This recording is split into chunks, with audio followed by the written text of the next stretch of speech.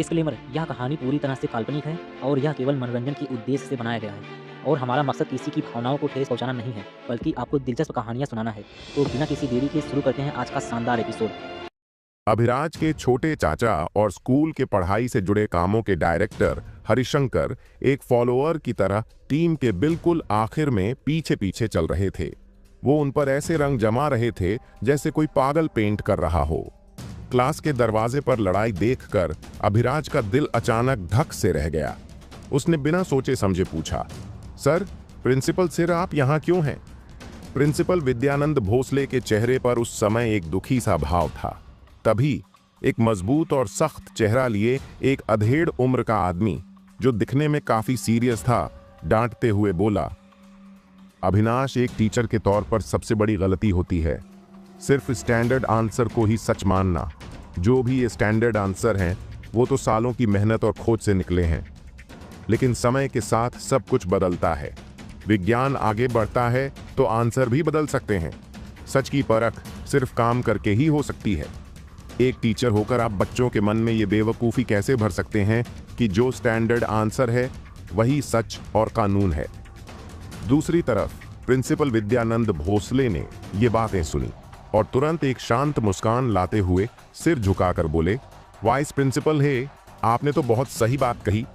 Principal sir की ऐसी अदाओं को देखकर अभिराज हैरान रह गया।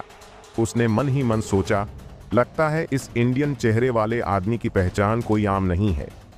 लेकिन नाम से तो वो बस एक यूनिवर्सिटी के वाइस लग रहे थे, तो फिर प्रिंसिपल सर इतनी चापलूसी क्यों कर रहे थे? अगले ही पल अभिराज ने प्रिंसिपल सर से धीरे से पूछा, प्रिंसिपल, ये नेता कौन है? अभी प्रिंसिपल कुछ बोलते उससे पहले ही वो अधेड़ उम्र का आदमी बोल पड़ा। उसने अभिराज की तरफ देखा और बोला, नमस्ते टीचर साहब, मैं ही नारायण राव हूँ, दिल्ली यूनिवर्सिटी का वाइस प्रिंसिपल और वहाँ के मैथ सब्जेक्ट का मास्टर हूँ। हाँ, मैं भी आप ही की तरह एक गणित का टीचर हूँ। आज मैं आपके स्कूल का दौरा करने आया हूँ। मैंने जो बातें सुनी उन्हीं पर अपनी राय देने आया था। ये सुनते ही अभिराज का तो सिर घूम गया। वो तो लगभग बेहोश ही हो गया। उसे कभी उम्मीद नहीं थी कि उसके सामने जो आदमी खड़ा है वो दिल्ली यूनिवर्सिटी का वाइस प्रिंसिपल है। अरे, दिल्ली यूनिवर्सिटी तो उत्तर प्रदेश की सबसे टॉप यूनिवर्सिटी है और अगर पूरे इंडिया की बात करें तो वो भी सबसे हाई लेवल की यूनिवर्सिटीज में गिनी जाती है। ये सीधे एजुकेशन मिनिस्ट्री के अंदर आती है और कभी इसे पूर्वांचल कैम्ब्रिज स्कूल भी कहा जाता था। सरकारी ओहदे की बात करें तो दिल्ली यूनिवर्सिटी का वाइस प्रिंसिपल उत्तर प्रदेश के सबसे बड़े अफसरों के बराबर होता है। अब समझ आया कि प्रिंसिपल सर उनके सामने इतना झुक क्यों रहे थे। और नारायण राव का नाम तो पूरे उत्तर प्रदेश की मैथ की दुनिया में बहुत बड़ा नाम है, जैसे कोई बिजली कड़कती हो। वो कलन के फील्ड में देश के सबसे बड़े जानकार माने जाते हैं। उन्होंने कई इंटरनेशनल अवार्ड्स जीते हैं, खास सरकारी सुविधा पाते हैं और यहाँ तक कि इंडियन साइंस एकेडमी के अगले मास्टर बनने के सबसे बड़े दावेदार हैं। और अभिराज सोच रहा था, अभी अभी तो उसने इन्हें डांट ही दिया था। अब तो उसे इतना पछतावा हो रहा था कि जैसे उसके पेट की सारी नसें मुड़ गई हों। लेकिन फिर भी अभिराज ने ये सब दोष आयान पर डाल दिया। उनकी राय में अगर यह आयान के लिए नहीं होता तो वह इस सुस्त हालत में नहीं पड़ता। दूसरे पक्ष की पहचान जानने के बाद अभिराज ने तुरंत ही नारायण राव को सिर हिलाया और अपनी कमर झुकाई। नमस्ते वाइस प्रिंसिपल, मेरा नाम अभिराज है। मैं Uttar Pradesh number 1 middle school में मैथ का टीचर हूँ। मिस्टर अविनाश, लगता है कि आपने अभी अभी बच्चों के साथ कुछ बहस की है। क्या आप मुझे बता सकते हैं कि क्या हुआ? हे नारायण राव ने पूछा। यह वाला अभिराज थोड़ी देर के लिए झिझक गया। वह बीते हुए को छिपाने का बहाना ढूंढने लगा, लेकिन तभी उसने देखा कि प्रिंसिपल भोसले और उनके छोटे चाचा टीचिंग डायरेक्टर हरिशंकर दोनों ही उसे एक साथ आंख मार रहे हैं। नाकामी में अभिराज को बोलना पड़ा, वॉइस प्रिंसिपल, अभी एक क्वेश्चन था। एक बच्चा बार बार कह रहा था कि उसने उसे सही सॉल्व किया है, लेकिन जो तय आंसर था वो गलत था। उसका बर्ताव बहुत ही खराब था और मैं जल्दी में था तो थोड़े गुस्से में बोल गया। ओह, क्या आप मुझे उसका पेपर और क्वेश्चन दिखा सकते हैं? नारायण राव को अब थोड़ी दिलचस्पी लग रही थी। ये सुनते ही अभिराज ने फौरन उसका टेस्ट पेपर और तय आंसर उन्हें दे दिया और कहा, वाइस प्रिंसिपल, ये आखिरी क्वेश्चन है। कुछ देर के लिए मैदान में सबकी नजरें नारायण राव पर टिक गईं। कुछ ही मिनटों में उनका माथा सोच में सिकुड़ गया, जैसे वो बहुत कुछ सोच रहे हों। उनका ये चेहरा देखकर अभिराज चुपचाप मुस्कुराया। ये तो साफ है, आयान का आंसर बहुत ही उल्टा पुल्टा है। यहां तक कि नारायण राव भी इसे सहन नहीं कर पा रहे। धड़ाम! अचानक हे नारायण राव ने अपनी पहचान को भूलकर अपनी जांघ पर जोर से थप्पड़ मारा, जिससे उनका पूरा शरीर हिल गया। यह देखकर अभिराज को थोड़ी हैरानी हुई। क्या आयान के आंसर से वॉइस प्रिंसिपल इतने नाराज हो गए? ये क्वेश्चन किसने किया? अचानक हे नारायण राव ने पूछा। कुछ देर के लिए सारे बच्चों की नजरें आयान पर टिक गईं। आयान ने जब ये सुना तो उसे जरा भी डर नहीं लगा। वो भीड़ से बाहर आ गया और बिना झिझक वॉइस प्रिंसिपल हे नारायण राव को देखकर बोला, वॉइस प्रिंसिपल, ये क्वेश्चन मैंने किया था, मेरा आंसर गलत नहीं है, तय आंसर ही गलत है। उसका लहजा साफ और मजबूत था। बगल में खड़े अभिराज ने यह सुना और तुरंत बाहर आकर आयान की ओर इशारा करते हुए बोला, आयान, तुम बहुत घमंडी हो और किसी टीचर की बात नहीं मानते। तुम खुद को बहुत बड़ा समझते हो। क्या तुम्हें वॉइस प्रिंसिपल जैसे बड़े अफसर के सामने भी कोई शर्म नहीं है? इसके बाद अभिराज ने निराशा में प्रिंसिपल भोसले से कहा, प्रिंसिपल, आयान अक्सर क्लास में अनुशासन तोड़ते हैं और पढ़ाई में रुकावट डालते हैं। क्लास के बाकी बच्चों की भलाई के लिए मैं कहता हूं कि आयान, जो कि एक काली भेड़ है, उसे स्कूल से निकाल देना चाहिए। घमंडी! इस समय नारायण राव ने अचानक एक जोर की दहाड़ लगाई। अभिराज ने उसे बहुत गुस्से से देखा और बहुत खुश हुआ। उसने आयान की नाक की ओर इशारा किया और शाप दिया, आयान, तुमने वाइस प्रिंसिपल को नहीं सुना, तुम घमंडी हो। जल्दी करो और अपने स्कूल के बैग पैक करो और घर जाओ। हमारा स्कूल तुम जैसे कमीनों का स्वागत नहीं करते। जैसे ही उसने बोलना समाप्त किया, उसने महसूस किया कि नारायण राव की आंखें लाल थीं और उसने अपने दांत पीसते हुए कहा, मास्टर अविनाश, मैं। नारायण राव की फटी हुई आंखों की भयानक शक्ल देखकर अभिराज कांप उठा और उसके बाल खड़े हो गए। उसे अचानक कुछ गलत होने का एहसास हुआ और उसने कहा, वॉइस प्रिंसिपल, क्या चल रहा है? बुलाओ। नारायण राव ने एक गहरी सांस ली, खुद को शांत करने के लिए मजबूर किया और फिर बोला, आखिरी क्वेश्चन में स्टैंडर्ड आंसर गलत था। उसकी आवाज बहुत तेज नहीं थी, लेकिन इसने अदालत में हंगामा मचा दिया। क्या स्टैंडर्ड आंसर सच में गलत है? यह कैसे संभव है? कट! इसमें क्या असंभव है? लेकिन भले ही स्टैंडर्ड आंसर गलत हो, इसका मतलब यह नहीं है कि आयान का आंसर सही है। भीड़ की तेज आवाजें सुनकर हे नारायण राव आयान के पास गया। उसके हाव भाव बदल गए, उसकी आंखों में प्रशंसा के भाव आ गए और एक दयालु मुस्कान दिखाई दी। उसने कहा, छोटे लड़के, आपके लास्ट क्वेश्चन का सच में आंसर अद्भुत है। शुरुआत में भी मुझे उम्मीद नहीं थी कि आपका आंसर देखने के बाद मैं शॉक्ड हो जाऊंगा। आप इतना अच्छा आंसर कैसे दे सकते हैं? जैसे ही यह बयान सामने आया, अभिराज सहित मैदान में मौजूद सभी लोगों ने न विश्वास होने वाली नजरों से आयान को देखा। यह कैसे पॉसिबल है? क्या उसने सच में उस क्वेश्चन का सही आंसर दिया था? अचानक जब आयान ने शब्द सुने तो वह शांत और हल्का दिखाई दिया और हल्के से कहा, मैं इस बारे में बात नहीं कर सकता कि यह कितना छोटा है। यह सिर्फ एक बुनियादी सही काम करने का तरीका है। न केवल आयान ने आसानी से उस प्रॉब्लम को सॉल्व कर लिया जिसका स्टैंडर्ड आंसर भी गलत था, बल्कि उसने इसे बिल्कुल भी नहीं लिया। इनविजिबल पावर सबसे खतरनाक है। इससे भी जरूरी बात यह है कि उनकी कठोर आवाज किसी भी तरह से सम्मोहक होने का दिखावा नहीं कर रहा था, बल्कि कुछ बातों को शी दिखा रही थी। इस समय अन्य स्टूडेंट के दिलों ने पहले ही 10,000 से भी ज्यादा बुराई भरी बातों को सह लिया था। नारायण राव ने उनके आवाज में एक जरूरी बात सुना और खुशी से पूछा, समय बचाओ। इस क्वेश्चन को सॉल्व करने में आपको कितना समय लगा? 1 घंटा या आधा घंटा? आयान ने शब्दों को सुनते ही अपनी उंगली हिलाई और हल्के से कहा, 10 मिनट। लेकिन यह क्वेश्चन नहीं है, बल्कि पूरा पेपर है। इस बार अच्छी तरह से बताया कि नारायण राव ने भी एक गहरी सांस ली और सीरियसली बोले, क्या तुम मजाक नहीं कर रहे हो? बिल्कुल नहीं, आसपास के स्टूडेंट मेरे लिए इसे साबित कर सकते हैं, आयान ने कहा। उन्हें मैदान में सभी की आंखों से एक पॉजिटिव आंसर मिला। हे नारायण राव के चेहरे पर बेहद खुशी दिखाई दिया। आयान को देखते हुए वह एक कठिन खजाने की तरह लग रहा था और खुश होकर बोला, छोटे लड़के, तुम्हारा नाम क्या है? क्या तुमने पहले खुद से आगे मैथ पढ़ा है? वाइस प्रिंसिपल, मेरा नाम आयान है। जैसे ही आयान की आवाज गिरी, नारायण राव की आंखों में एक कभी न देखने वाली चमक आ गई और वह चिल्लाया, क्या तुम आयान हो? क्लास में नारायण राव की खुशी को देखकर आयान भ्रमित हो गया और अवचेतन रूप से पूछा, वाइस प्रिंसिपल, क्या आप मुझे जानते हैं? स्टूडेंट आयान, क्या आपने पिछले साल नेशनल मैथमेटिक्स ओलंपियाड में लखनऊ स्टेट कंपटीशन टीम में भाग लिया था? नारायण राव ने उम्मीद से पूछा। हाँ, आयान ने उत्तर दिया। हाँ, ये सच में आप हैं? अचानक नारायण राव ने दिल खोलकर हंसा और जारी रखा, पिछले साल की कंपटीशन में मैं सभी जजों में से एक था। जीतने वाले स्टूडेंट पूरे देश के सभी हाई स्कूल के स्टूडेंट थे और आप एकमात्र हाई स्कूल के स्टूडेंट थे। केवल सिल्वर मेडल जीता गया था। फिर भी मैंने स्कूल को प्रपोजल दिया और आपको भेजा, स्कूल में प्रवेश के लिए स्पेशल इनवाइट। ये अफसोस की बात है, आपने हमारे लखनऊ विश्वविद्यालय को मना कर दिया।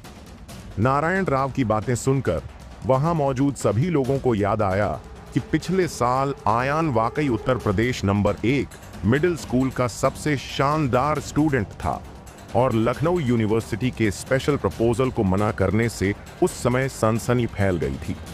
सभी की नजर में आयान जरूर ही मुंबई यूनिवर्सिटी या दिल्ली यूनिवर्सिटी जाने वाला बहुत ही अच्छा स्टूडेंट है। अच्छे दिन ज्यादा दिन तक नहीं रहे और आयान के ग्रेड गिरने में ज्यादा समय नहीं लगा और लखनऊ यूनिवर्सिटी के कामों को मना करना पूरी तरह से एक मजाक था। कौन जानता है कि अब आयान ने अपनी ताकत वापस पा ली है और यहां तक कि मैथ में दिखाया गया टैलेंट पिछले साल की तुलना में और भी ज्यादा अच्छा है।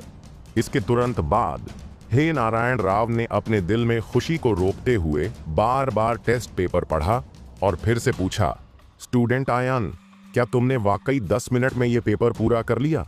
यह सच है?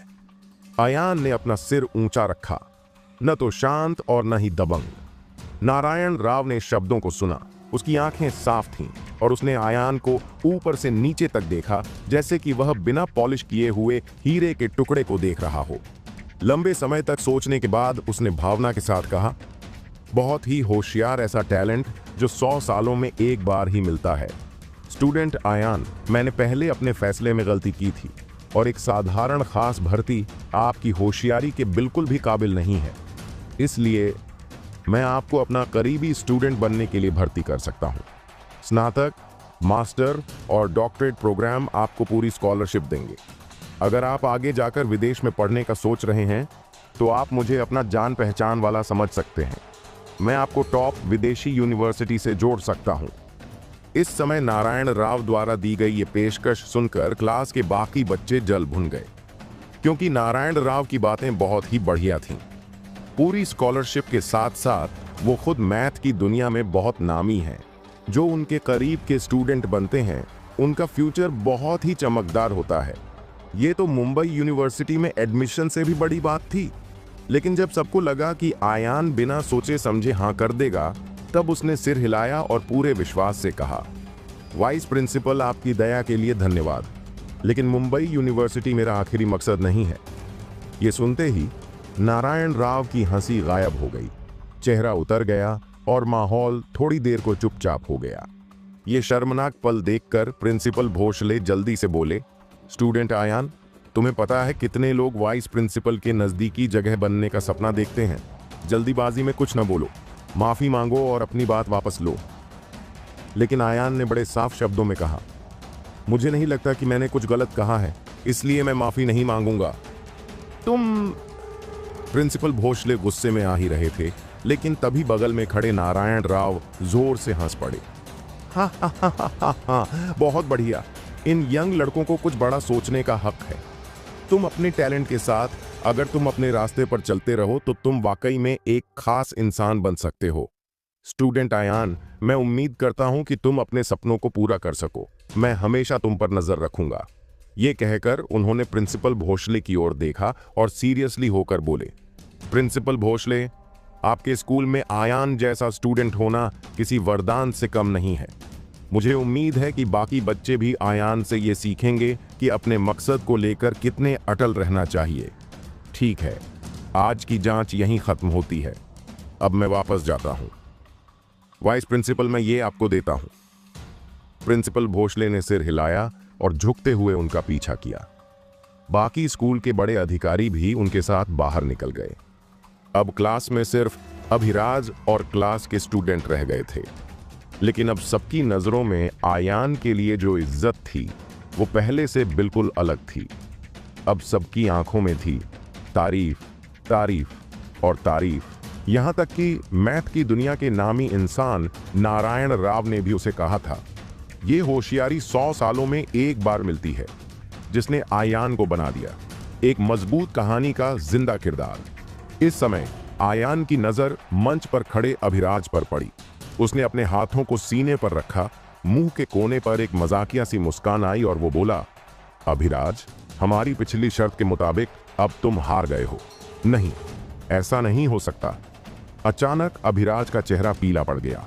उसने कांपते हुए हाथों से आयान की तरफ इशारा किया और गुस्से में चिल्ला पड़ा, तुमने धोखा दिया है। हाँ, जरूर तुम्हें इस परीक्षा के जवाब पहले से मिल गए होंगे, वरना इतनी जल्दी इसे खत्म करना मुमकिन ही नहीं। ये सुनते ही आयान ने उसे एक अजीब नजरों से देखा और ठंडी आवाज में बोला, अभिराज, लगता है तुम न सिर्फ पढ़ाने में कमजोर हो बल्कि दिमाग से भी बिल्कुल हल्के हो। अगर मुझे पहले से जवाब मिल जाते तो मैं आखिरी सवाल का सही जवाब नहीं दे पाता, क्योंकि उस सवाल का स्टैंडर्ड आंसर ही गलत था और इस बात को वाइस प्रिंसिपल खुद साबित कर चुके हैं। ये कहते कहते आयान मंच की तरफ बढ़ा। उसने वो गिलास उठाया जिस पर अभिराज ने पहले थूका था और उसे अपने सामने उठाकर मुस्कुराते हुए बोला, अभिराज, अब बारी है तुम्हारी शर्त पूरी करने की। आओ वीर, इस ताजा गरम कप थूक को पी जाओ। जैसे ही उसने ये कहा, अभिराज का चेहरा तमतमा गया। उसने उस कप की तरफ देखा जिसमें गरम कप था और उसे बहुत गंदा महसूस हुआ। असल में उसकी सोच थी कि आयान के पास शर्त जीतने का कोई चांस ही नहीं था, लेकिन उसे क्या पता था कि आखिर में वो खुद फंस जाएगा। उसकी घबराहट देखकर आयान बोला, क्या हुआ अभिराज, पीना नहीं चाहते? कोई बात नहीं, हमारी शर्त के मुताबिक अगर पछतावा है तो बस इस्तीफा दे दो। अभिराज ने जैसे ही ये सुना, उसके चेहरे का रंग और भी खराब हो गया। वो इस्तीफा नहीं देना चाहता था, क्योंकि Uttar Pradesh number 1 middle school में टीचर को अच्छी सैलरी मिलती थी और उसके चाचा ने बड़ी मुश्किल से उसे यहां भर्ती कराया था। लेकिन अगर अब उसे ये कफ पीना पड़े तो भी वो कुछ नहीं कर सकता। बहुत सोचने के बाद अभिराज ने एक अजीब सी मुस्कान बनाई जो हंसी से ज्यादा रोने जैसी लग रही थी और बोला, स्टूडेंट आयान, इतनी सीरियस बात मत बना, मैं तो बस मजाक कर रहा था यार, सच में कुछ नहीं था। आयान ने उसके जवाब पर नाक सिकोड़ते हुए कहा, अभिराज, अगर मैं हार गया होता तो शायद तुम्हारा एटीट्यूड कुछ और ही होता। आज या तो तुम ये कफ पी लो या इस्तीफा दे दो, कोई तीसरा रास्ता नहीं है। आयान की सख्ती देखकर अभिराज की आंखों में गुस्से की चमक आ गई। उसने दांत पिसते हुए कहा, आयान, तुम खुद को क्या समझते हो, स्कूल के प्रिंसिपल? तुम्हारी हिम्मत कैसे हुई एक टीचर से ऐसे बात करने की? अब तो वाइस प्रिंसिपल भी चला गया है, अब कोई तुम्हें बचाने वाला नहीं है। तुम अभी भी इसी स्कूल के स्टूडेंट हो और मेरे चाचा टीचिंग डायरेक्टर हैं। उसने पूरा बोला नहीं, लेकिन बात में धमकी साफ थी। आयान ने उसकी बात सुनते ही भौहें उठाई और कहा, मतलब तुम जिद पर अड़े हुए हो? हाँ, तो क्या, मैं टीचर हूं और तुम स्टूडेंट, तुम मेरा क्या बिगाड़ लोगे? अभिराज ने घमंड से कहा। अभिराज, जब तुम पीना नहीं चाहते तो चलो मैं तुम्हारी हेलो कर देता हूं। इतना कहकर आयान ने बिजली की रफ्तार से हरकत की और सीधे अभिराज का कॉलर पकड़ लिया। अभिराज को कुछ समझ आता इससे पहले ही वो उसके सामने खींच गया। अब आयान साधना के तीसरे लेवल का वीर है। ऐसे में 10 अभिराज भी मिल जाएं तो उसका कुछ नहीं बिगाड़ सकते। फिर आयान ने अपने दाएं हाथ से अभिराज का गाल पकड़ा, उसका मुंह जबरदस्ती खोला और गरम कफ का प्याला उसके मुंह में डाल दिया। ठप, कफ सीधा उसके मुंह में चला गया। उस भयानक स्वाद से अभिराज की आंखें फैल गईं। उसने अपनी गर्दन पकड़ी, घुटनों के बल नीचे बैठ गया और मुंह से सब बाहर निकालने की कोशिश करने लगा, लेकिन गरम कफ उसके मुंह में चिपक गया था, दांत और जीभ तक पर अटक गया था। वो बार बार थूकने की कोशिश करता रहा, लेकिन निकाल नहीं पाया। अब उसे मजबूरन चबाना पड़ा, जैसे वो कोई सड़ा हुआ गोंद हो। हालांकि दूसरों की नजरों में उसका रूप ऐसा था मानो वह उस गर्म कफ को मजे से खा रहा हो। थोड़ी देर के लिए आसपास के कई स्टूडेंटों ने अपने मुंह ढंक लिए, उबकाई ली और घृणा से कहा, ओह, टीचर अविनाश सच में घृणित हैं। वे कफ खाने के लिए कड़ी मेहनत कैसे कर सकते हैं? क्या यह पॉसिबल है कि उन्हें यह निवाला पसंद आए? हाँ, सच में तीखी आंखें। मैं आज दोपहर का भोजन नहीं कर सकता। अपने मुंह में गर्म कफ को चबाने के बाद अभिराज बस इसे बाहर थूकना चाहता था, लेकिन आसानी से अपनी लार को निगल लिया। गुड़ोंग आवाज के साथ गर्म कफ को अपने पेट में पूरी तरह से निगल लिया। अभिराज नॉर्मली चिल्लाया और क्लास से बाहर भाग गया और उसकी तेज कड़वी दहाड़ दूर से आई। आयान, तुम मेरा इंतजार करो, मैं तुम्हें जरूर गोली चलाने दूंगा। अभिराज के कठोर शब्दों को सुनकर आयान को कोई परवाह नहीं थी। उसके लिए अब अभिराज जैसी छोटे रोल से डरने की कोई बात नहीं है। इस समय क्लास के क्लासमेट ने फिर से उसके पास आकर कहा, आयान, तुम बहुत बढ़िया हो। हाँ भाई आयान, मैंने बहुत समय पहले अभिराज को नाखुश देखा है। आपने उसे इतना बड़ा मुंह भर गर्म कफ निगलने दिया, ये बहुत राहत की बात है। सभी की तारीफों का सामना करते हुए आयान का दिल बहुत शांत था और वह बहक नहीं गया। वह जानता था कि ये लोग एक गलती से ज्यादा कुछ नहीं थे और उनके साथ कोई सच्ची दोस्ती नहीं थी। ताकत के बिना गरिमा की बात क्यों करें? केवल लगातार खुद को बेहतर बनाकर ही आप एक असली ताकतवर बन सकते हैं।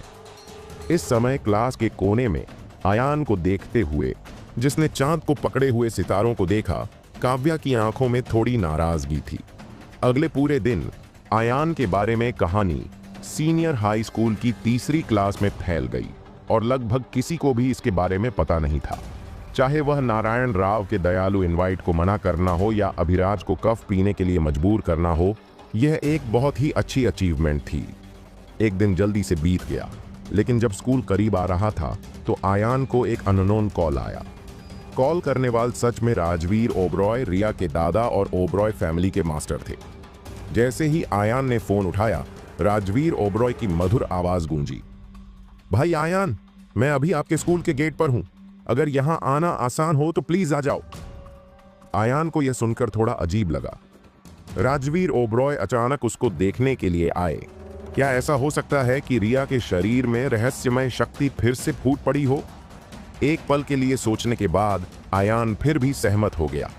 शाम के 7 बजे जैसे ही शाम की पढ़ाई शुरू हुई, आयान पहली बार स्कूल के गेट से बाहर निकला और तुरंत राजवीर ओबरॉय को एक रोल्स रॉयस के पास मुस्कुराते हुए और उसे हाथ हिलाते हुए देखा।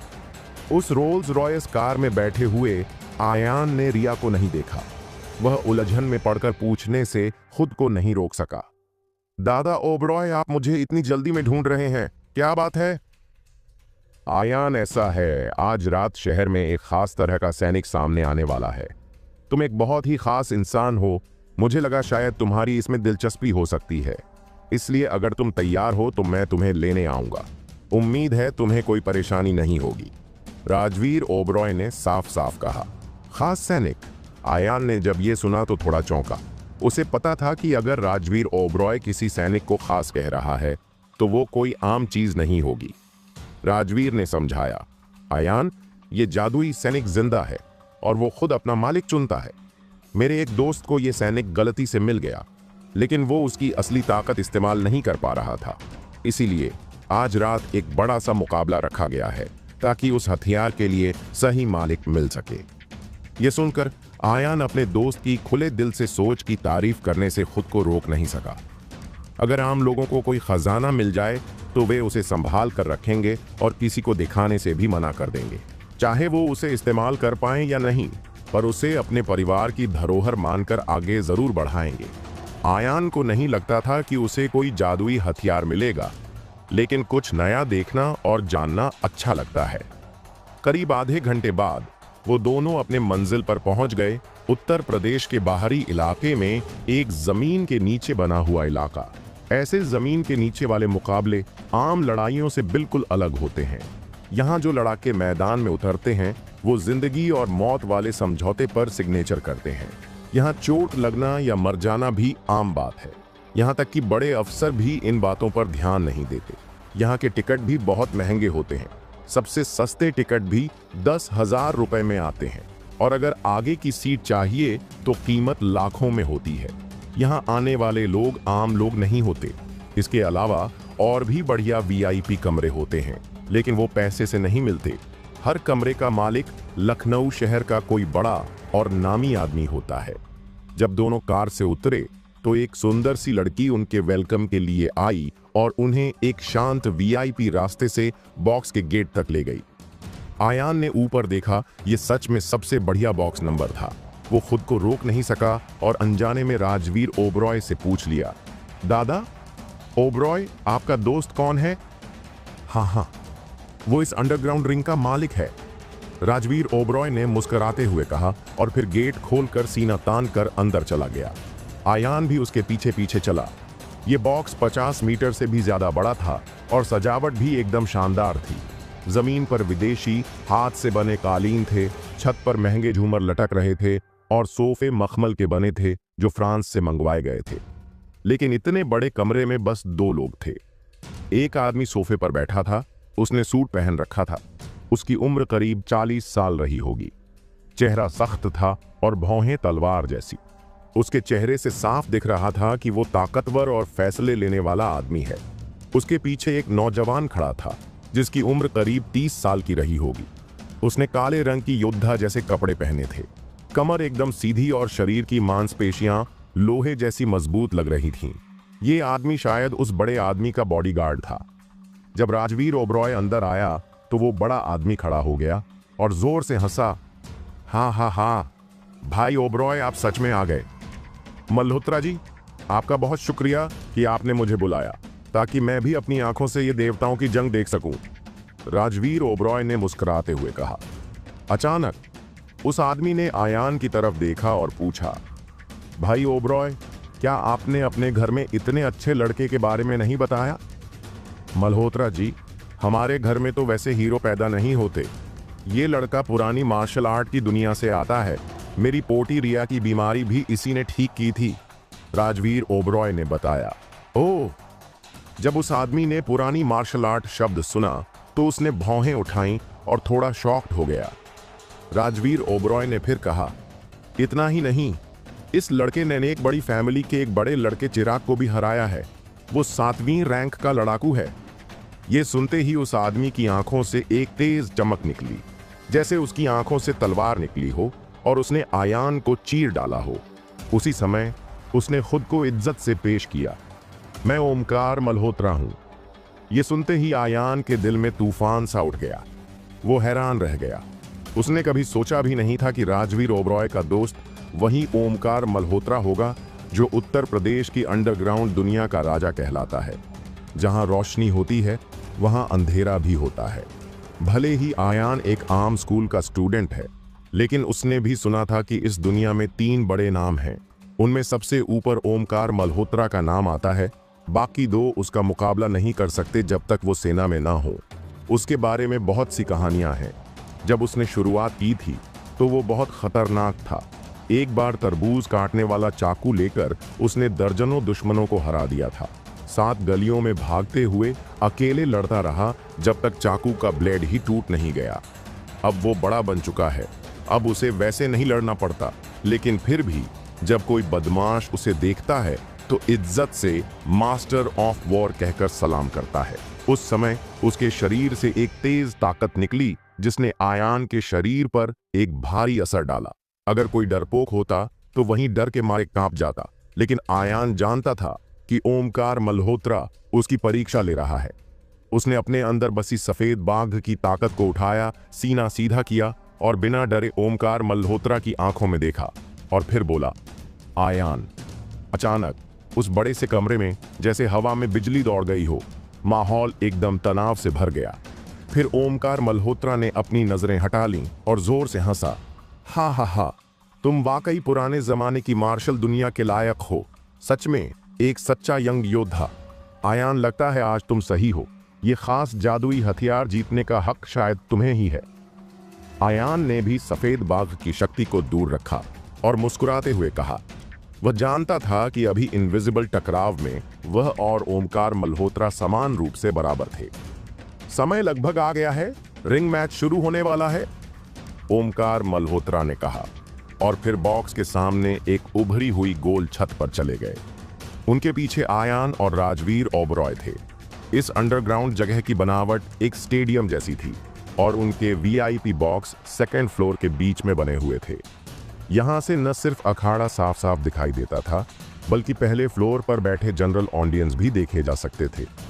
दूर तक देखने पर ऑडियंस की संख्या सैकड़ों में थी और उनके चेहरों पर जोश साफ दिख रहा था। रिंग के बीचों बीच ऊपर की तरफ चारों दिशाओं में बड़े बड़े इलेक्ट्रॉनिक स्क्रीन लगे हुए थे जो रिंग का ईरा हिस्सा दिखा सकते थे। शाम के ठीक 8 बजे वहां की सारी लाइट्स अचानक बंद हो गईं। अब सिर्फ प्रतियोगी के आने वाले रास्ते पर एक गोल सफेद रोशनी थी। सभी इधर उधर देखने लगे और देखा कि 4 मजबूत आदमी एक गिरते हुए मंच को उठाने की कोशिश कर रहे थे और वह रिंग के पास आ गया। गिरता हुआ मंच जोर की आवाज के साथ ठंडी सीमेंट की जमीन पर गिरा और जमीन में दरारें तक पड़ गईं। उस मंच पर एक तलवार का डिब्बा रखा था। यह जरूर कोई जबरदस्त जादुई हथियार होगा, लेकिन अभी तक कोई भी उसकी असली बनावट को ठीक से नहीं देख पाया था। इसी समय एक लड़का जो सफेद सूट में था और हाथ में माइक पकड़े हुए था, सामने आया और बोला, गुड इवनिंग फ्रेंड्स, मैं आज की इस रिंग कंपटीशन का होस्ट हूं। मुझे यकीन है कि आप सब जानते हैं कि मेरे बॉस के पास एक अनोखा जादुई हथियार है। जादुई तलवार जिंदा है और ताकतवर ही उसे जीतता है।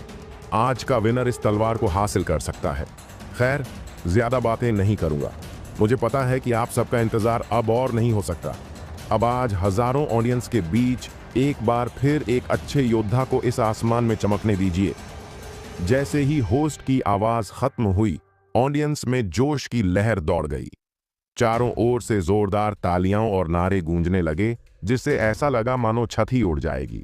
इस समय होस्ट धीरे से उस गिरते हुए मंच के पास गया और तलवार का डिब्बा खोल दिया। एक पल को सबकी नजर वहीं टिक गई। सभी ने सांस रोक ली थी और माहौल में जबरदस्त तनाव था। यहां तक कि जब डिब्बे में बस एक छोटा सा हिस्सा खुला, तो भी वहां मौजूद हर शख्स को एक जबरदस्त और तेज हवा का एहसास हुआ, मानो वो हवा पुराने जमाने को चीरती हुई, समय और जगह को पार करती हुई बाहर निकल रही हो। तलवार के डिब्बे से निकलती इस भयानक चमक को महसूस करते हुए सभी ने हैरानी से सांस ली। जब तलवार का डिब्बा पूरी तरह खुला, तो एक तेज रोशनी चारों ओर फैल गई। वो रोशनी सूरज की किरण जैसी तेज थी, जिससे कुछ पल तक किसी को कुछ भी साफ दिखाई नहीं दिया। ये रोशनी 10 सेकंड से ज्यादा समय तक रही, फिर धीरे धीरे कम हुई और उसके बाद जैसे ज्वालामुखी फटता है, वैसे ही तालियों और नारों की तेज आवाजें चारों तरफ गूंजने लगीं। ये पहली बार था जब सबने ऐसा जबरदस्त नजारा देखा था। ये इस जादुई हथियार की ताकत दिखाने के लिए काफी था। दूर से देखने पर तलवार का डिब्बा दिख रहा था, जिसमें 3 फुट लंबी तलवार रखी थी। तलवार न सोने की लगती थी न लोहे की। किस चीज से बनी थी ये समझ में नहीं आ रहा था। ब्लेड पर तारों जैसी हल्की सुनहरी चमक बह रही थी। इतनी तेज थी कि सीधे देखने से डर लगता था। तलवार के नीचे की तरफ धुंध सी फैली थी, जैसे कोई अजगर वहां छिपा हो। करीब 100 मीटर दूर बॉक्स 1 में खड़े आयान को भी उस तलवार से निकलती तेज चमक और शक्ति का एहसास हो रहा था। ऐसा लग रहा था कि इस तलवार के नीचे दुनिया की कोई भी चीज बच नहीं सकती। जब सभी हैरान थे, तभी होस्ट ने अचानक अपने बालों का एक छोटा सा गुच्छा खींचा और उसे गिरते हुए मंच पर रखी उस जादुई तलवार की तरफ फेंका। अगले ही पल सबकी आंखों के सामने जब बाल उस ब्लेड के पास पहुंचे, लगभग 1 इंच दूर उन्हें एक इनविजिबल धार ने बीच से 2 टुकड़ों में काट दिया। दोनों हिस्से जमीन की तरफ गिर गए। यह नजारा देखकर चारों ओर से चौंकने की आवाजें आने लगीं। हे भगवान, ये क्या हो गया? पुराने लोग कहा करते थे कि तलवार इतनी तेज होनी चाहिए कि बाल को उड़ाकर काट दे, लेकिन अब तो बाल ब्लेड से छुए बिना ही 2 हिस्सों में कट गया। क्या ये हो सकता है कि ये तलवार की धार ही इतनी तेज हो कि उसने खुद ब खुद बाल काट दिया? ये तो गजब है। मैंने 40 साल से मार्शल आर्ट की ट्रेनिंग ली है, लेकिन ऐसा जादुई हथियार न कभी देखा न सुना। अगर ये पुराने जमाने में होता तो ये कोई खजाना माना जाता और सम्राट इसे लेने के लिए दर्जनों शहर तक दे देता। इस समय होस्ट ने बोलना जारी रखा।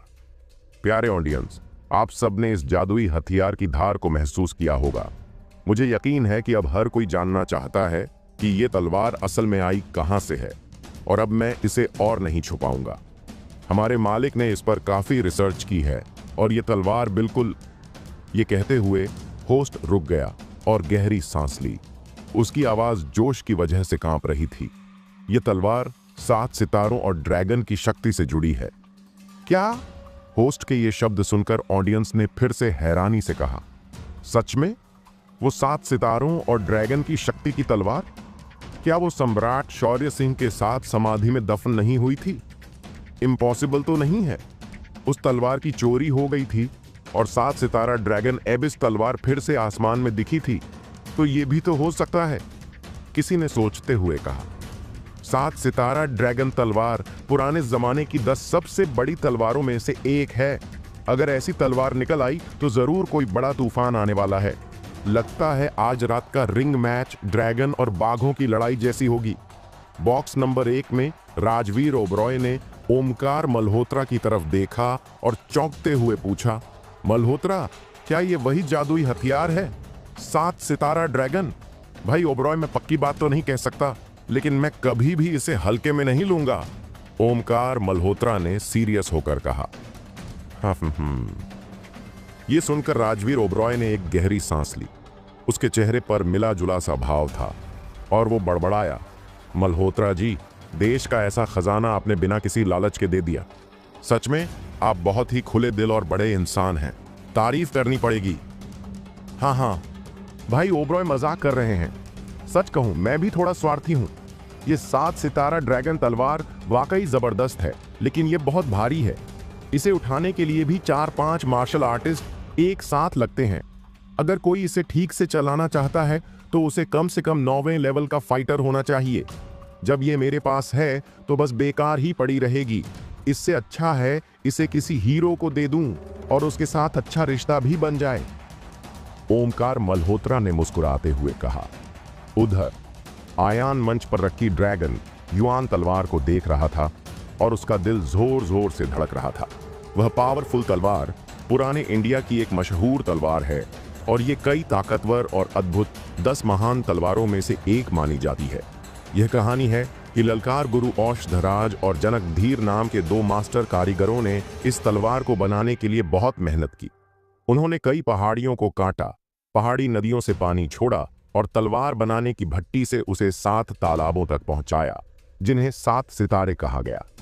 जब तलवार तैयार हुई तो उसकी धार ऐसी थी जैसे कोई पहाड़ से नीचे झांक रहा हो, गहराई और चमक के साथ जैसे कोई ड्रैगन सोया हो। इसलिए इसका नाम पड़ा ड्रैगन एबिस। 7 सितारा ड्रैगन एबिस नाम इसी से पड़ा। कहानी के मुताबिक ये तलवार सच्चाई और ताकत की पहचान है। इसी समय महान अमर आत्मा विदुरदेव की आवाज अचानक आयान के कानों में आई। आयान, किसी भी कीमत पर तुम्हें ये तलवार हासिल करनी ही होगी। हाँ, क्यों? आयान चौंका, लेकिन उसकी जिज्ञासा बढ़ गई। ये तलवार जरूर खास है, लेकिन महान अमर आत्मा विदुरदेव तो एक महान साधक है जो अपनी उंगली से सूरज चांद तारों को हिला सकता है। उनके सामने ये तलवार तो कुछ भी नहीं लगती। तो फिर क्यों? आयान, इस तलवार में कुछ तो गड़बड़ है। अगर मैं गलत नहीं हूं तो इसमें किसी खास साधक का बनाया हुआ कोई जादुई जाल है। भले ही ये कमजोर लगे, लेकिन इसके अंदर बहुत ताकत है। अगर तुम इसे पा लेते हो तो तुम्हारी लड़ाई की ताकत कई गुना बढ़ जाएगी। ये सुनकर आयान बहुत खुश हुआ। महान अमर आत्मा विदुरदेव के मुताबिक आम लोग साधना में सालों लगाते हैं, शक्ति इकट्ठा करने से लेकर नींव बनाने तक। आयान ने भी पिछले कुछ दिनों में देखा है कि जमीन और आवाज के बीच की ऊर्जा बहुत कमजोर है।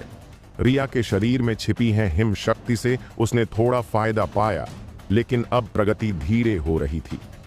अगर ये 7 सितारा ड्रैगन तलवार उसे मिल जाए तो भले ही ताकत उतनी न बढ़े, लेकिन उसकी लड़ाई करने की क्षमता बहुत तेज हो जाएगी। लेकिन अब जब ये दिव्य तलवार सामने है तो बहुत से लोग इसे पाने के लिए तैयार बैठे हैं। सब इसे जीतना चाहते हैं। एक जबरदस्त लड़ाई होने वाली है। उसी समय होस्ट ने फिर बोलना शुरू किया। प्यारे ऑडियंस, मुझे पता है कि आप सब इस 7 सितारा ड्रैगन तलवार को चाहते हैं, लेकिन ये सिर्फ एक ही है।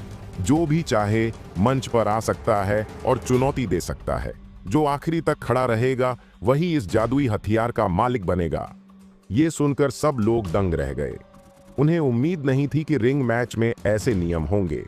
ऐसे में जो सबसे पहले लड़ेगा उसकी हालत जल्दी खराब हो सकती है। यहाँ तक कि 7वें या 8वें रैंक का मार्शल आर्टिस्ट भी अगर कई राउंड लड़े तो थक जाएगा, और अगर गलती से भी ध्यान भटका तो कोई कमजोर लड़ाका भी उसे हरा सकता है। थोड़ी देर के लिए वहां पर एक बहुत ही अजीब सिचुएशन थी। हर कोई बस यही सोच रहा था कि कोई और आगे बढ़े और वो मौके का फायदा उठा ले। कई मिनटों तक कोई भी रिंग में नहीं गया और माहौल काफी अजीब हो गया। उसी समय भीड़ में से किसी की एक दमदार आवाज आई, हु, डरपोक चूहों का एक ग्रुप।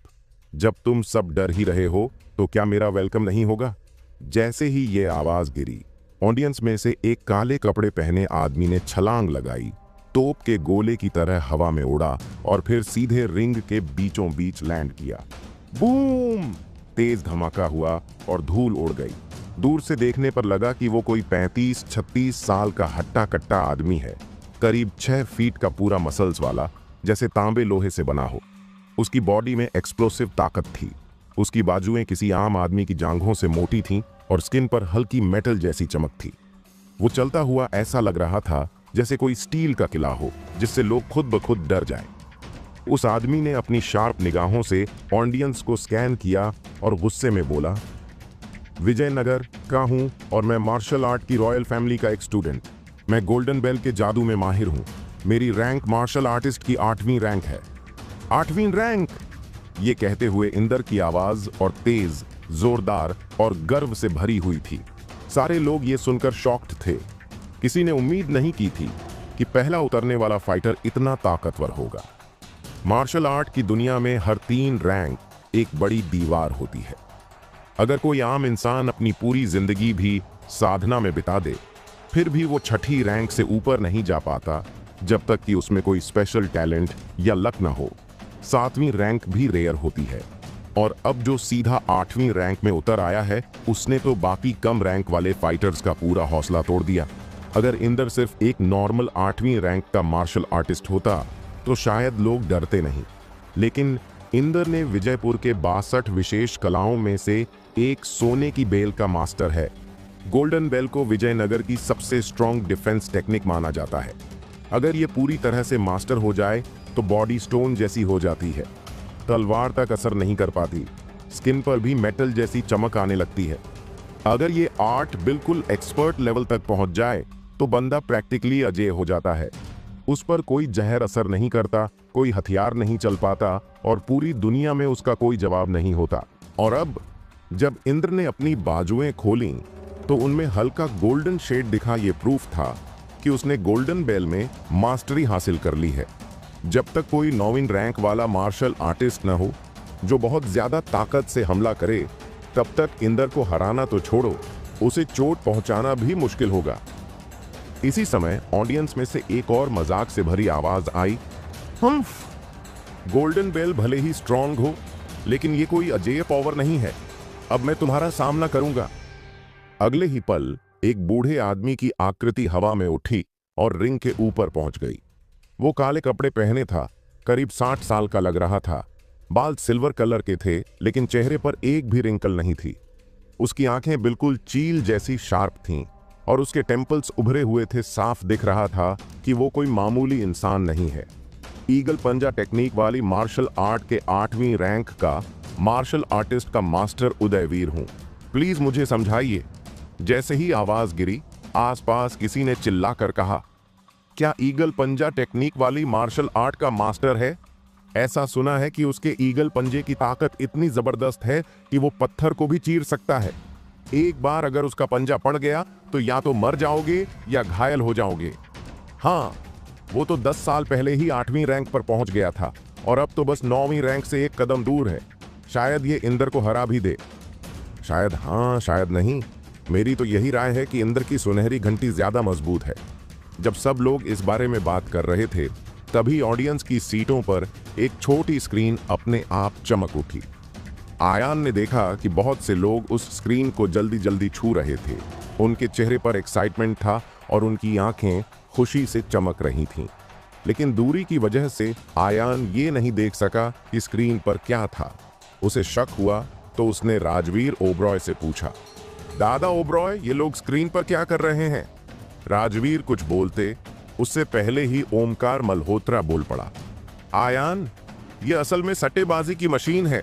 यहाँ सिर्फ फाइट्स नहीं होती, लोग अपने फेवरेट खिलाड़ियों पर दांव भी लगाते हैं, और वो भी सीधे अपने बैंक अकाउंट से। जिनकी नजर तेज है वो एक रात में ही बहुत सारा पैसा कमा लेते हैं, और कुछ लोग गलत फैसले लेकर सब कुछ हार भी जाते हैं। तो क्या कहते हो आयान, थोड़ा मजा करोगे? ये सुनते ही आयान ने तेजी से अपना सिर हिलाया।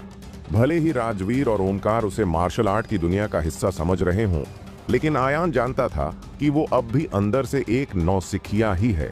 उसके बैंक अकाउंट में अब बस कुछ हजार रुपए ही बचे थे, वो भी रिया ने उसे दवा लेने के लिए दिए थे। ये अंडरग्राउंड रिंग सच में एक सोने की खान है। ऑडियंस दांव लगाते हैं, कोई जीतता है कोई हारता है, लेकिन पर्दे के पीछे जो डीलर होता है, जैसे ओमकार मल्होत्रा, वो तो गेम को कंट्रोल करता है। वो तो हमेशा जीतता है। ओमकार इस रिंग से हर साल करोड़ों कमाता है। इसी बीच रिंग पर लड़ाई शुरू हो गई। ईगल मार्शल आर्ट का उदयवीर अपने दाहिने हाथ की 5 उंगलियां पंजे की तरह बनाकर पूरी ताकत से इंदर की छाती की तरफ बढ़ा। ऐसा लग रहा था जैसे उसने अपनी पूरी जान उस एक वार में डाल दी हो। फाड़ डालूं, हवा में पंजे की आवाज गूंज उठी, लेकिन इंदर ने बचने की कोशिश नहीं की। उल्टा उसके होंठों पर हल्की मुस्कान थी, और फिर उसने जोर से चिल्लाया, हुह! अगले ही पल इंदर का शरीर चमक उठा और उसके चारों तरफ एक सुनहरी घंटी जैसी रोशनी दिखाई दी। जनन! उदयवीर का पंजा इंदर की छाती से टकराया और एकदम तेज धातु जैसी आवाज आई। इसके बाद उदयवीर को अपने हाथ में जोर का झटका महसूस हुआ, जैसे बिजली का करंट लग गया हो। आह!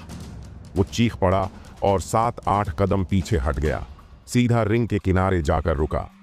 उसके दाहिने हाथ की 5 उंगलियां मुड़ चुकी थीं। हाथ की हड्डियां टूट गई थीं और दर्द तो जैसे हड्डियों के अंदर तक पहुंच चुका था। अब उस हाथ को ठीक होने में कई महीने लगेंगे। दूसरी ओर इंद्र को सिर्फ 5 उंगलियों के निशान मिले थे, बाकी कुछ नहीं हुआ। उसके होंठों पर अब भी एक विजेता की मुस्कान थी। ये कैसे हो सकता है? तुम्हारी सुनहरी घंटी इतनी ताकतवर कैसे हो सकती है? उदयवीर ने चौंक कर पूछा। उसे नहीं पता था कि जब सुनहरी घंटी की प्रैक्टिस हाई लेवल तक पहुंच जाता है तो ये सिर्फ रक्षा ही नहीं करती, बल्कि दुश्मन के अटैक को भी वापस उसी पर पलटा देती है। एक खास तकनीक से वो हमला दुगुना होकर लौटता है और सामने वाले को उसी की ताकत से हरा देता है। दूसरे शब्दों में, जब तक दुश्मन का हमला गोल्डन बेल की रक्षा की ऊपरी सीमा के भीतर है, दुश्मन के वार जितने ज्यादा ताकतवर होंगे, उसे उतनी ही ज्यादा जोरदार झटका शक्ति मिलेगी। उदयवीर की दाहिनी उंगली कट जाने के बाद उसने जाहिर तौर से फिर से लड़ने की ताकत खो दी। अगले आधे घंटे में 8वीं रैंक के कई मार्शल आर्टिस्ट ने 7 सितारा ड्रैगन एबिस तलवार को पाने की चाह में मंच पर आने की हिम्मत नहीं की। हालांकि इंदर ने एक अजेय स्टाइल दिखाया, एकदम किसी राजा की तरह अपनी जगह पर मजबूती से खड़ा रहा, लेकिन कोई भी उसे कोई नुकसान नहीं पहुंचा पाया। कुछ देर के लिए दरबार में कई लोग पीछे हट गए। ये इंदर सच में कमाल का है। विजयपुर की गोल्डन बेल, सबसे ताकतवर डिफेंसिव आर्ट, सच में अपने नाम के लायक है, किसी ने भाव से कहा। जब तक कोई 9वीं रैंक का बहुत तगड़ा योद्धा या कोई तगड़ा मास्टर ना हो, कोई भी इंद्र का मुकाबला नहीं कर सकता। बिल्कुल सही। लगता है 7 सितारा ड्रैगन एबिस तलवार अब इंद्र की जेब में ही जाएगी। जब सबको लगा कि इंद्र ही आखिरी विजेता होगा, तभी अचानक अंडरग्राउंड रिंग में हलचल मच गई। एक दर्जन लोग काले कपड़े पहने सीरियस चेहरे के साथ अंदर घुसे। अभी भी उनके ऊपर एक अजीब सी गंध थी। सबसे खास बात यह थी कि उन सबके चेहरे पर मूंछें थीं और देखने से लग रहा था कि वो जापानी है। उनमें से ज्यादातर 20 साल के एक यंग लड़के के चारों तरफ इकट्ठा थे। उस लड़के ने ट्रेडिशनल जापानी योद्धा की ड्रेस पहनी हुई थी। वो दिखने में स्मार्ट था और उसकी लंबी, पतली और गहरी आंखों में एक ऐसा एटीट्यूड था जैसे वो पूरी दुनिया को नीचा दिखा रहा हो। और उसके हाथ में जो तलवार थी वो एक ताकतवर जापानी तलवार थी। उससे अजीब बुरी आत्मा जैसा एहसास हो रहा था। वो तलवार 7 सितारा ड्रैगन एबिस तलवार की शक्ति से एकदम अलग थी। वो लड़का तलवार लेकर सीधे रिंग में कूद गया और टूटी फूटी इंडियन भाषा में जोर से चिल्लाया, यह जापानी योद्धा वीरायण है। सुना है कि यहाँ कोई जादुई हथियार निकला है, इसलिए मैं पूछने आया हूँ। तुम लोगों की इंडियन मार्शल आर्ट बहुत कमजोर है। तुम लोग सब चींटियां हो। अगर मरना नहीं चाहते तो वो जादुई हथियार चुपचाप दे दो, नहीं तो जमीन पर घसीटे जाओगे। ये कहकर वीरायण ने घमंड से हंसते हुए इंद्र का गला काटने की धमकी दी। इस समय इंद्र ने कुछ भी नहीं कहा था। इवेंट प्लेस पर बैठे दर्शक बेहद गुस्से में थे और जोर जोर से चिल्लाने लगे, हरामखोर, ये छोटा सा जापानी हमारी जमीन पर अकड़ दिखा रहा है। ये बर्दाश्त नहीं किया जाएगा।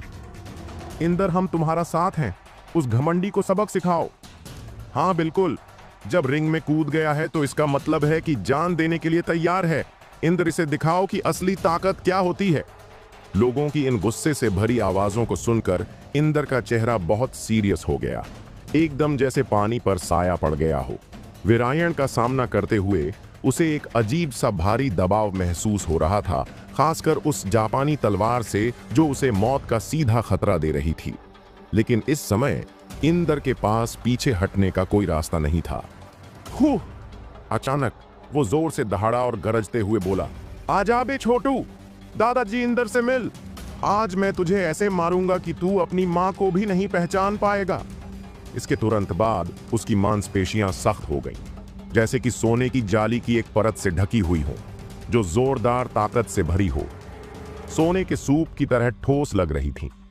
ये सब देखकर वीरायण के मुंह के कोने से हल्की उदासी वाली मुस्कान निकल आई। उसके अंदर मार डालने की चाहत जाग उठी और उसकी पूरी चालें अपनी सबसे तेज रफ्तार पर पहुंच गईं। एक पल में ही बहुत तेजी से खंजर चलने और वार करने की पूरी सीरीज हो गई। आम लोग तो बस ये महसूस कर पाए कि उनकी आंखों के आगे अंधेरा सा छा गया और वो वीरायण की परछाई तक नहीं देख पाए। उन्होंने सिर्फ इतना महसूस किया कि किसी बड़ी तलवार की आवाज पूरी दुनिया में गूंज रही है, जैसे कोई तूफान या भयंकर बाढ़ आ गई हो। अगले ही पल वीरायण अपनी पहली जगह पर लौट आया और चाकू को फिर से म्यान में रख लिया। इससे पहले और बाद में जो कुछ हुआ, सब मिलाकर आधे सेकंड से भी कम समय में हो गया। मैदान में मौजूद 10 में से 9 लोग तो समझ ही नहीं पाए कि हुआ क्या। शिट! इस समय इंद्र की गर्दन के बीच में एक सीधी और साफ लाल लाइन दिखी और फिर उसमें से खून एक फव्वारे की तरह बाहर निकलने लगा, जो जमीन पर फैल गया। इंद्र का सिर जमीन पर गिर गया। धमाका! इसके तुरंत बाद उसका भारी भरकम सुनहरे घंटे जैसा शरीर भी जमीन पर गिर पड़ा, पूरा का पूरा मरा हुआ। एक पल के लिए पूरा मैदान बिल्कुल चुप हो गया।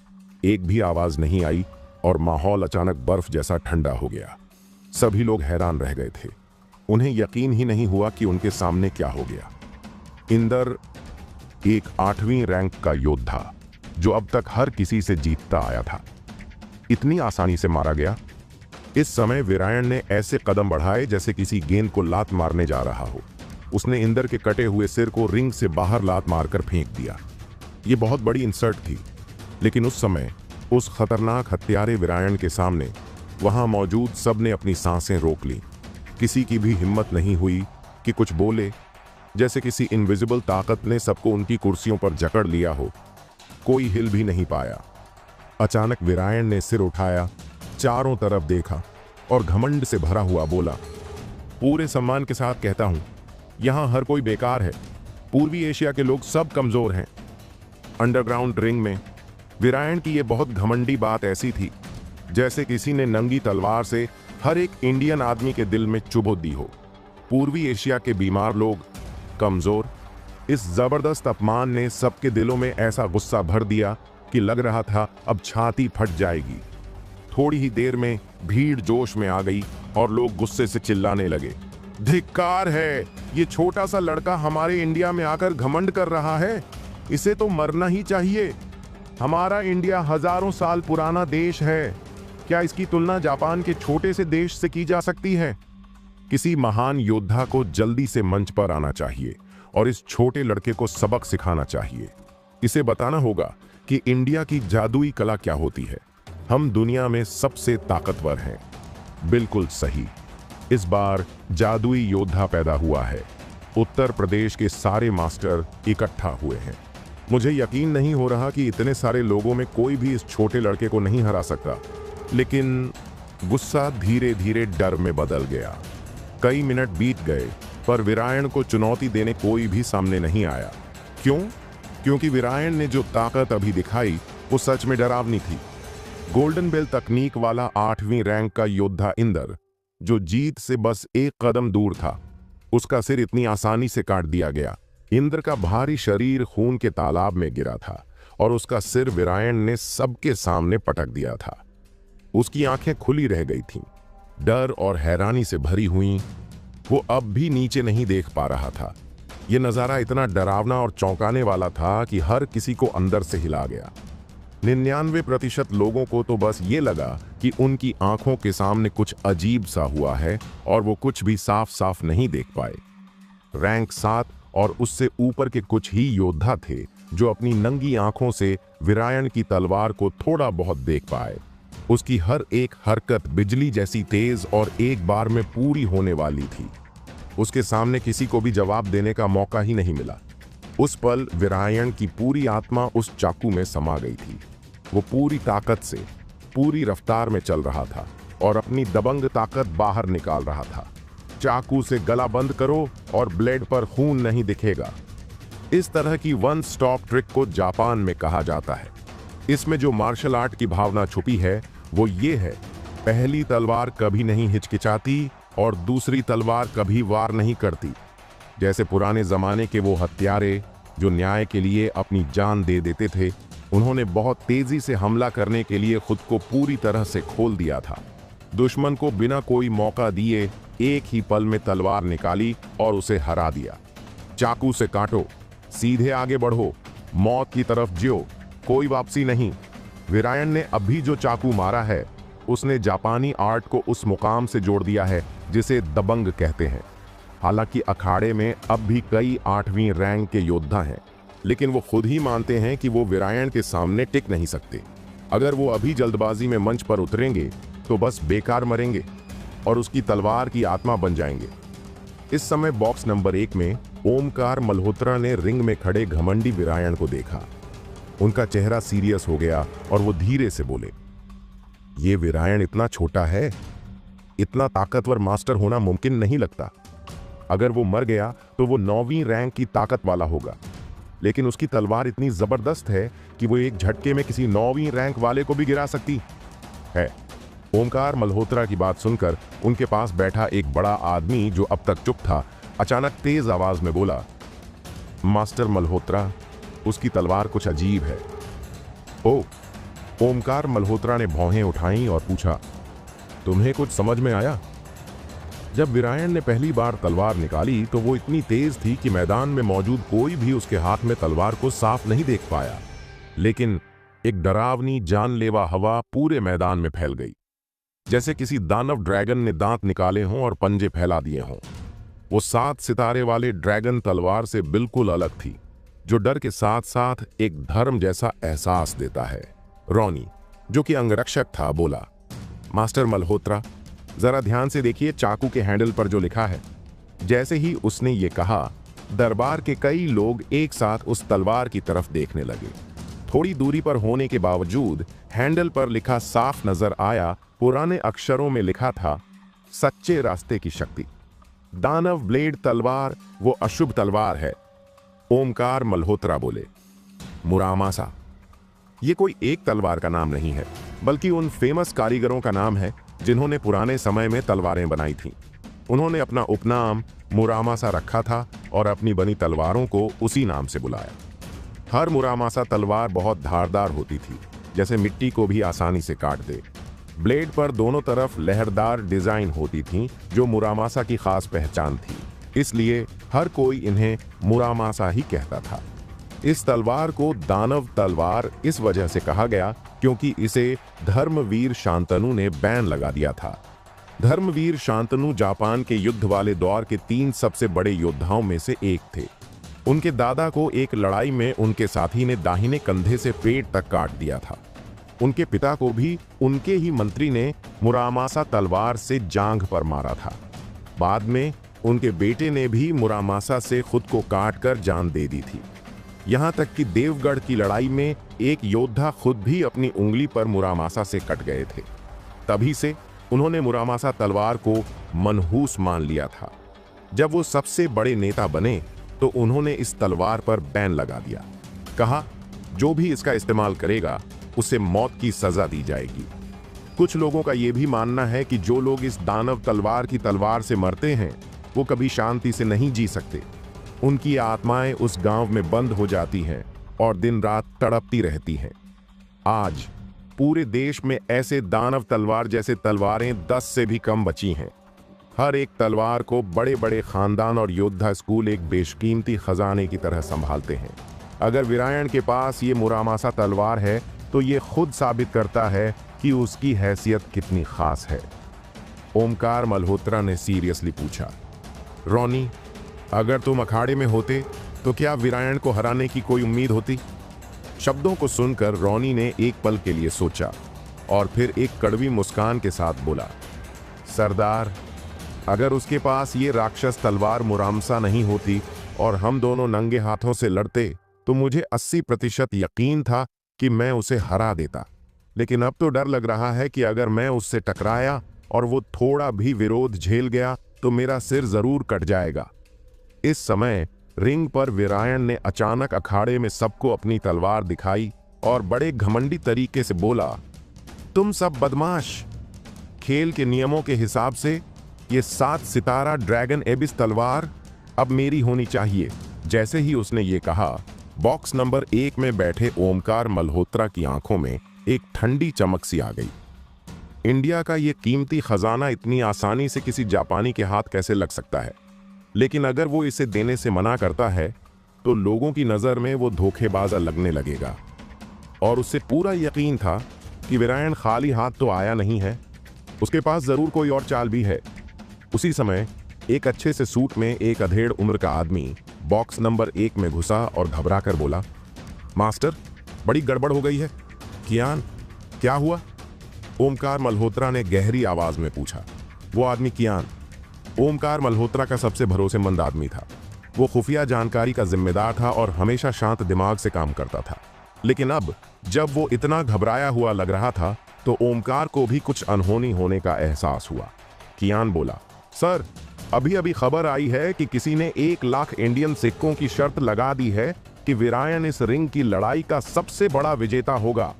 अगर वो सच में जीत गया तो हमें लाखों का नुकसान हो जाएगा। ये सुनकर ओमकार मल्होत्रा का चेहरा एकदम पीला पड़ गया। लाखों की रकम, ये कोई छोटी बात नहीं थी। कियान फिर बोला, और सर, मुझे वीरायण की असली पहचान भी पता चल गई है। वो एक अच्छे स्कूल के मास्टर का स्पेशल स्टूडेंट है और उसका मास्टर वो शख्स है जिसने बिना हारे 99 मार्शल आर्ट मास्टर्स को हराया है। वीरायण उसकी असली ताकत को और भी आगे ले गया है। जापान में उसे एक सदी की सबसे बड़ी मार्शल आर्ट की प्रतिभा कहा जाता है। वो इतनी कम उम्र में 9वीं रैंक के शिखर पर पहुंच गया है और मास्टर की जगह से बस 1 कदम दूर है। ये सब सुनकर ओमकार मल्होत्रा की आंखों में बिना विश्वास की झलक आ गई और उसका चेहरा उदासी से भर गया। 9वीं रैंक का योद्धा, वो भी मुरामासा जैसे राक्षस चाकू के साथ। अगर किसी को वीरायण को हराना है तो उसे असली आर्ट मास्टर होना पड़ेगा। लेकिन पूरे इंडिया में ऐसे गिने चुने मास्टर्स ही थे और हर एक अपने अपने एरिया में राजा जैसे थे। आम लोग तो उन्हें देख भी नहीं सकते। इतनी जल्दी में किसी मास्टर को बुलाना ओमकार मल्होत्रा के लिए भी लगभग नामुमकिन था। इसी बीच उस भीड़ भाड़ वाले हॉल में अचानक एक आदमी आसमान से सीटी की तरह गिरा और सीधे रिंग में उतर गया, सामने खड़े वीरायण के सामने। जब सबने देखा तो वो लगभग 40 साल का था, गहरे काले रंग की ड्रेस पहने हुए, मजबूत और हट्टा कट्टा। उसकी आंखें बेहद तेज और खतरनाक थीं। उसके अंदर से एक अलग ही डरावनी ताकत निकल रही थी और वो वीरायण के मुकाबले का लग रहा था। उसके हाथ में 3 फुट 7 इंच लंबा चाकू था। हे भगवान, ये तो बसंत है, चेतनगढ़ तलवारबाज गेट का मास्टर, और उसके हाथ में जो चाकू है वो तो कठोर विश्वास चाकू है, किसी ने पहचान कर जोर से कहा। मास्टर की तलवारबाजी तो कमाल की है। कहा जाता है कि वो कुछ साल पहले ही 9वीं रैंक तक पहुंच चुके हैं और अब उनका आर्ट और भी जबरदस्त हो गया है। हाँ, बसंत का मजबूत विश्वास चाकू तो जादू जैसा है, इंडिया के 100 महान हथियारों में गिना जाता है। अगर उसने एक सही वार कर दिया तो ये घमंडी लड़का रिंग में खून देकर ही दम लेगा। बसंत को देखकर वहां मौजूद लोगों का मनोबल अचानक बहुत बढ़ गया। अब सबको एक उम्मीद की किरण दिखने लगी। बसंत अपने गुरु की तलवारबाजी दिखाने आया है। इतना कहकर बसंत ने अपने चाकू को घुमाया और पूरी ताकत से वीरायण की ओर वार किया। कुछ पल के लिए चाकू से निकली रोशनी ने पूरे मैदान को चमका दिया। ये चाकू की रोशनी है। केवल कोई 9वीं रैंक का योद्धा ही अपनी अंदर की ताकत को चाकू की रोशनी में बदल सकता है। ये देखकर वहां मौजूद लोगों के चेहरे खुशी से खिल उठे, लेकिन दूसरी तरफ वीरायण के चेहरे पर कोई डर नहीं था। वो बस ठंडे लहजे में बोला, एक कीड़े जैसे कमजोर आदमी मौत को खुद बुला रहा है। इसके बाद उसने चाकू को उल्टी पकड़ में लिया और फिर से चाल दिखा दी। चाकू की टकराहट की आवाज पूरी ऑडियंस में गूंज उठी। इस बार वीरायण ने अपने दोनों हाथों से चाकू को इतना जोर से पटका कि जैसे पहाड़ को ही तोड़ देगा। बसंत ने अपने मजबूत विश्वास वाले चाकू से उसे रोकने की कोशिश की। अगले ही पल लोहे और सोने के टकराने जैसी आवाज आई और फिर एक ऐसा दृश्य हुआ जिस पर कोई यकीन नहीं कर सका। वो राक्षसी चाकू मुरामासा ने बसंत के मजबूत चाकू को ऐसे बीच से काट दिया जैसे कोई पनीर हो। इसके बाद मुरामासा चाकू बसंत के सिर के बीच से नीचे तक काटता चला गया। एक ही पल में बसंत के शरीर के बीच से एक लाल लकीर निकली और वो 2 बराबर हिस्सों में बंट गया। फिर दोनों हिस्से जमीन पर गिर पड़े। खून फव्वारे की तरह बह निकला। अंदर के अंग आते सब दिखने लगे। ये खौफनाक नजारा देखकर ऑडियंस के कुछ लोग उल्टी तक कर बैठे। उस समय वीरायण ने अपनी तलवार को जीभ से चाटा, जैसे किसी स्वादिष्ट चीज का स्वाद ले रहा हो। हाँ हाँ हाँ हाँ, वो पागलों की तरह हंसा और बोला, तुम चींटी जैसे कमजोर इंडियन लोग, तुम सब में से कोई भी मेरे सामने टिक नहीं सकता। तभी बॉक्स नंबर 1 से एक यंग आवाज गूंजी, जैसे आसमान गरज उठा हो। किसने कहा कि इंडिया में कोई नहीं है? दोस्तों, आपको यह एपिसोड कैसा लगा हमें कमेंट करके जरूर बताएं और इस वीडियो को लाइक और शेयर करना ना भूलें। चलिए मिलते हैं एक नए एपिसोड के साथ।